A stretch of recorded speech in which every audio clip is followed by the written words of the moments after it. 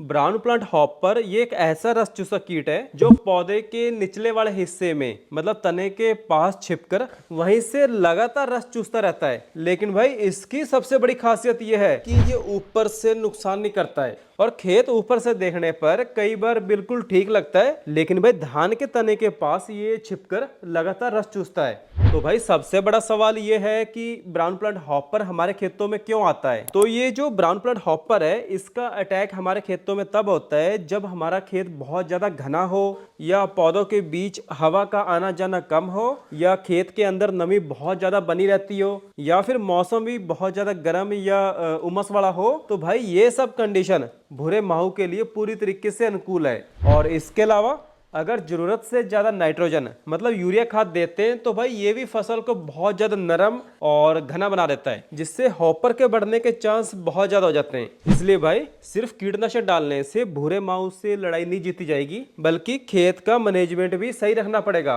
और सबसे जरूरी बात कि खेत में भूरे माहू का अटैक हर जगह एक जैसा देखने को नहीं मिलेगा। तो भाई शुरुआत में आपको क्या करना है कि जहां पर फसल बहुत ज्यादा घनी होती हो, या फिर जहां पर पौधे थोड़े पीले या कमजोर दिखाई देने लगे, वहां पर सबसे पहले चेक करना है कि अगर छोटे छोटे भूरे रंग के कूदने वाले कीट दिखाई दें तो भाई इसे नजरअंदाज बिल्कुल भी ना करो, क्योंकि यहीं से बीपीएच का अटैक शुरू होता है। और सबसे जरूरी बात कि भाई भूरे माहू की रोकथाम हमें कैसे करनी है। तो इसके लिए सबसे पहले हमें कीट की पहचान करनी है, उसके बाद दवा लगानी है। मतलब पहले हमें यह देखना है कि ये ब्राउन प्लांट हॉपर है या कोई दूसरा कीट है, क्योंकि भाई धान के खेत में कुछ मित्र कीट भी होते हैं जो हमारे दोस्त होते हैं, जैसे कि मकड़ियां होगी, या और भी कई तरह के मित्र कीट होते हैं जो माहू की पॉपुलेशन को कम करने में हमारी मदद करते हैं। तो भाई हमें हर एक कीट को देख के अंधाधुंध स्प्रे नहीं करनी है, तो इससे जो हमारे मित्र कीट होंगे वो भी खत्म हो सकते हैं।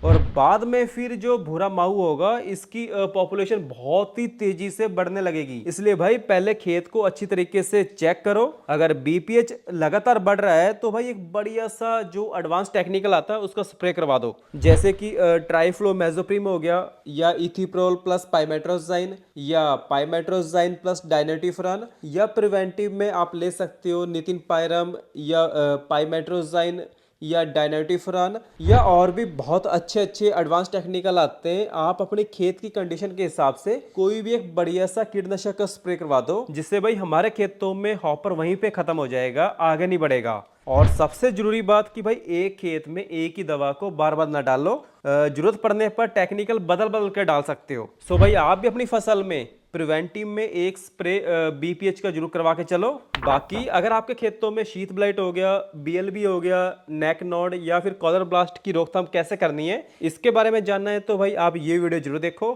धन्यवाद।